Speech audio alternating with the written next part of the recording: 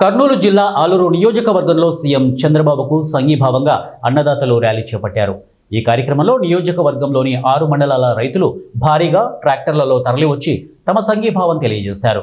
ఈ కార్యక్రమంలో MLC BT Naidu, Aluru నియోజకవర్గ పరిశీలకులు ఆర్టీసీ చైర్మన్ పూల నాగరాజు, వీరభద్రగౌడ్ పాల్గొన్నారు.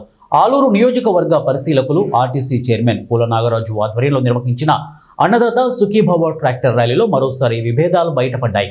ట్రాక్టర్కు వైకుంఠం జెండాలు ఒకటే కట్టారని వీరభద్రగౌడ్ వర్గం ఆరోపణ చేస్తోంది. ట్రాక్టర్ నుండి వీరభద్రగౌడ్ దిగి వెళ్లారు. ఎమ్మెల్సీ బీటీ నాయుడు వీరభద్రగౌడ్ను బుజ్జగించారు. ఇరు వర్గాల విభేదాల మధ్య అన్నదాత సుఖీభవ కార్యక్రమం సాగింది.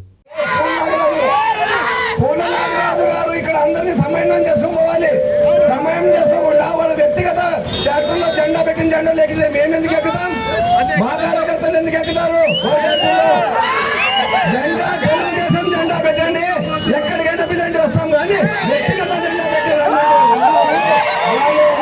మా కార్యకర్తలు కూడా రారు.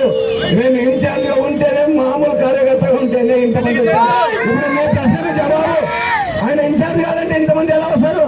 ఇన్ఛార్జ్ ప్రకటించమను, ఎట్లుంటుందో ఊపి చూస్తా. ఇన్ఛార్జ్ ఆల్రెడీగా మీకు అందరికి తెలుసు. ఇప్పుడు